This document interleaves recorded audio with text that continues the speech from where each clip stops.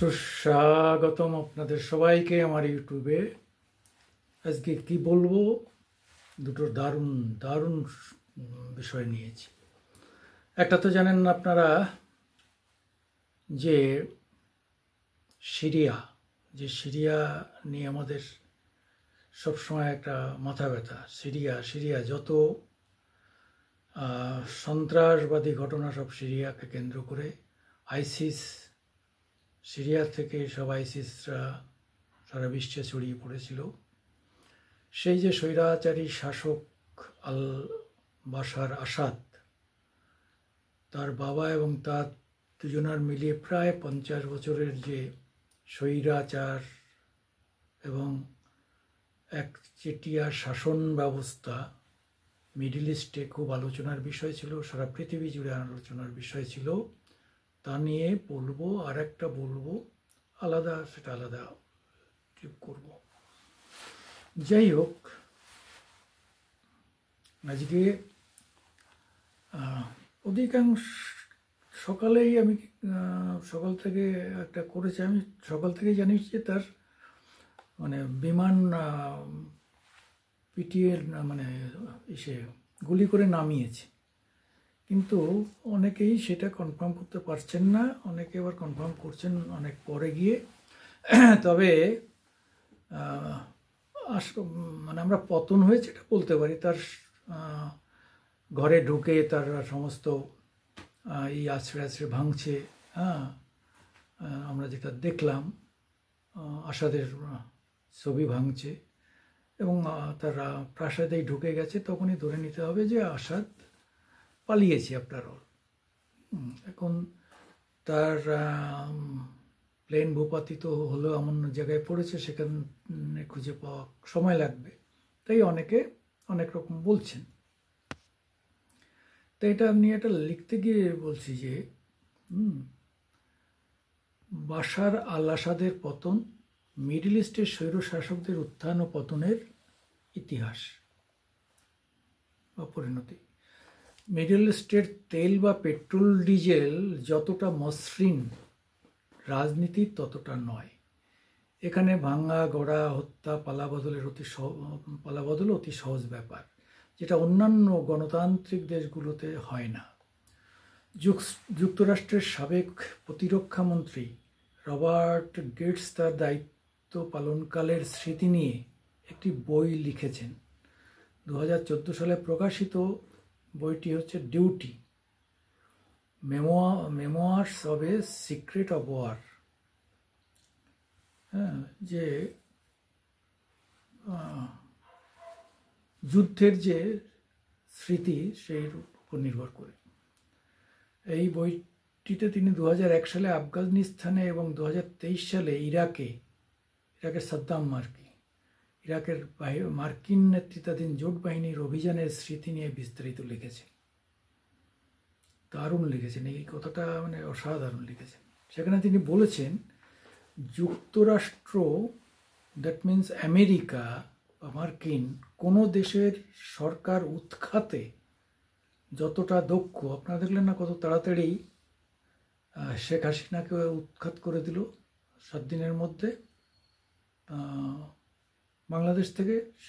সেটাই বলছে, যুক্তরাষ্ট্র কোনো দেশের সরকার উৎখাতে যত দক্ষ, পতিত সরকারের জায়গায় নতুন কোনো সরকার বসানো ভালো হবে তা নির্ধারণে তারা ততটাই অদক্ষ।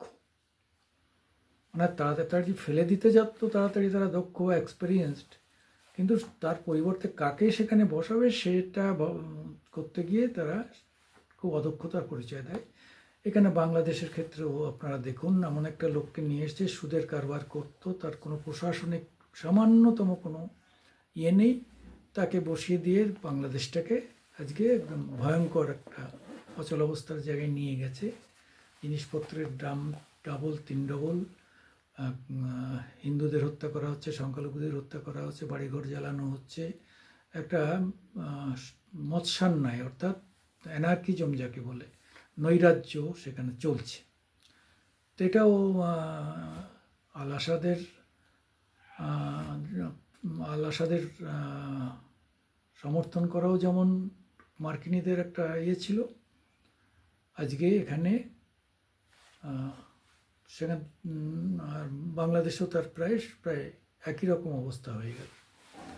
তার বিভিন্ন ক্ষেত্রেই এরকম একটা কথা ভেসে বেড়াচ্ছে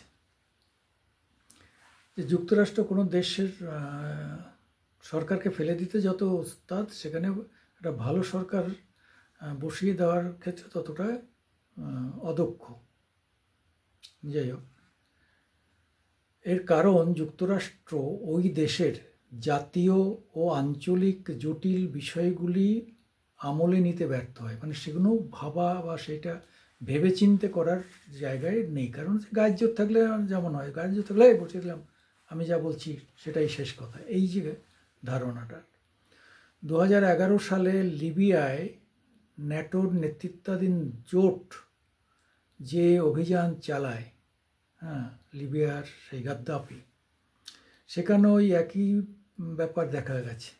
শাসকের তালিকায় উপরের দিকেই যার নামটি আসে, তিনি ছিলেন আফ্রিকার অবহেলিত দেশ উগান্ডার সাবেক স্বৈরশাসক ইদি আমিন দাদা। নিজের ক্ষমতাকে সর্বোচ্চ অপব্যবহার করে হিংস্র দানবে পরিণত হয়েছিল।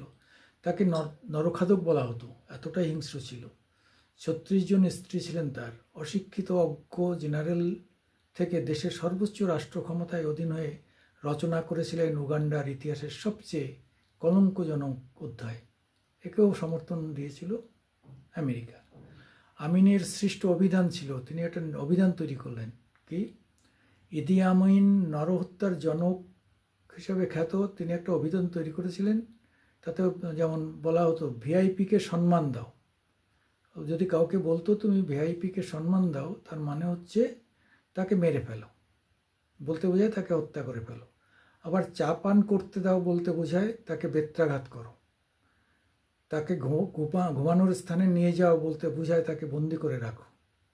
আমিন এই বিশেষ অভিধানের মাধ্যমে তার বাহিনী সদস্যদের কমান্ড দিতেন। ফিলিস্তিন সমর্থক ছিলেন ইদি আমিন, অর্থাৎ সেখানে কিন্তু আবার মুসলিম হিসাবে গোড়ায় ঠিক ছিলেন।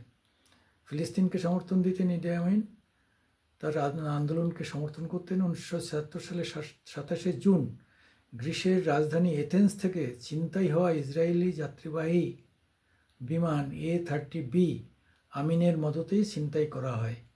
মানে এটা নিয়ে একটা দারুণ সিনেমা হয়েছিল এবং এটা নিয়ে প্রচুর লেখালেখি হয়েছে যে ইসরায়েলি বাহিনী কিভাবে সেই নিজেদের সেই ছিনতাই করা বিমান এবং বিমান চালককে উদ্ধার করলো। একজন মাত্র সিকিউরিটি গার্ড মারা গিয়েছিল, তাছাড়া কোনো রক্তপাতও হয়নি। কিন্তু আসার সময় যতগুলো ইদি আমিনের ওখানে যত বিমান ছিল, যুদ্ধ বিমান, সবগুলো তছনছ করে দিয়েছিল, নষ্ট করে দিয়েছিল। তা কিন্তু ইসরায়েল এ দাবি প্রত্যাখ্যান করে, তার বিমানবন্দরে আক্রমণ করে এবং আটক যাত্রীদের মুক্তি করে নিয়ে যায়। এই ঘটনায় উগান্ডার বিমান বাহিনীর প্রচুর ক্ষয়ক্ষতি হয়। উগান্ডার 8টি যুদ্ধ বিমান ধ্বংস হয়ে যায়। এইসব স্বৈরাচারী শাসকদের নিয়ে যতটা মাথা ব্যথা গণতান্ত্রিক দেশগুলি নিয়ে তা নয়। তাই এটাই হচ্ছে একটা স্বৈর শাসকদের দেশ চালানোর প্রক্রিয়া, এবং তারা বেশি দিনই থাকে না। তারা বংশানুক্রমিকভাবে প্রথমে ঢোকে, একটা সময় যে সব অংশে নিধন হয়। মিডিল ইস্টের দিকে তাকিয়ে দেখবেন, তাদের ওই তেলের টাকা, অগাধ টাকা, সেটা পরিশ্রম করতে হয় না, ওটা বংশ পরম্পরায় ওটা পেয়ে যায়। তার টাকায় তারা সেই টাকার অপচয় করে।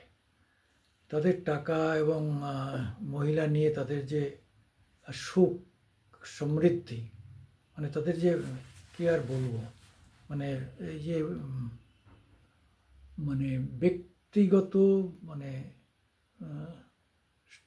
জৈবিক চাহিদা, এটা পূরণ করা, তার জন্যই তেলের টাকা নিয়ে তারা কখনো মুম্বাই, কখনো দুবাই, বিভিন্ন জায়গায় ঘুরে বেড়ান মহিলাদের নিয়ে, এবং সারা পৃথিবীর সেরা সেরা মহিলাদের যত টাকা লাগুক তাই দিয়ে কিনে নিয়ে তারা তাদের সঙ্গে 2-3 রাত কাটান। এটাই একটা বিরাট ব্যাপার। এবং স্বভাবতই সিনেমা জগতের মেয়েরা বেশি দেখতে সুন্দর, তাদের এক্সপোজ বেশি, তাদেরই বেশি পছন্দ করেন এরা। এ একটা অদ্ভুত এদের এই জগতের স্বভাব। আপনারা এটা সবাই জানেন, কিন্তু আজকে আল আসাদের পতন বা মৃত্যু, সেখানে কার লাভ দেবে এ পর্যন্ত রাশিয়ার সমর্থনে ছিল, আসাদের সমর্থনে রাশিয়া ছিল, কিন্তু রাশিয়া এই মুহূর্তে হাত সরিয়ে নিয়েছে। মার্কিন অন্তত ট্রাম্প বলেছেন এর মধ্যে হাত দিও না, হাত লাগিও না। তবে শোনা গেছে ইসরায়েল সৈন্য পার্টির দখল করে নিচ্ছে। ওদিকে হিজবুল চেষ্টা করছে, লেবানন, মানে 8টা দেশ, লেবানন, ইয়েমেন, জর্ডন, এই দেশগুলো, সিরিয়া, এরা 8টা যে দেশ আছে পাশাপাশি, এরা ইসরায়েলের ভয়ে কেউ আর চেষ্টা করছে না। ইসরায়েলই সম্ভবত আপাতত সিরিয়ার দায়িত্ব নেবে। তবে সিরিয়া থেকে এর ফলে বিভিন্ন দেশে যে উগ্রপন্থা চালান দিত, সে কখনো অস্ত্র দিয়ে হোক, কখনো অর্থ দিয়ে হোক, বিভিন্নভাবে বিভিন্ন দেশকে অস্থির করার যে চেষ্টা করত, সেইটা কম হবে। কারণ ওদের যে গোয়েন্দা আইসিস বলা হয়, সেটার অনুকরণে পাকিস্তানের আইএসআই, ওদের আইসিস বহু জায়গায় এই ধরনের কর্ম করে। ফলে আমাদের সবাইকেই আপাতত সতর্ক থাকতে হবে, যেহেতু মিডিল ইস্টে আবার একটা অস্থিরতা সৃষ্টি হলো। একটা তো চলছিল প্যালেস্টাইন, ইরান, লেবানন নিয়ে, এবার তার সঙ্গে ইয়েমেন, ইরাক, সিরিয়া টিরিয়া সব যুক্ত হয়ে গেল। দেখা যাক কোথায় গিয়ে থাকে।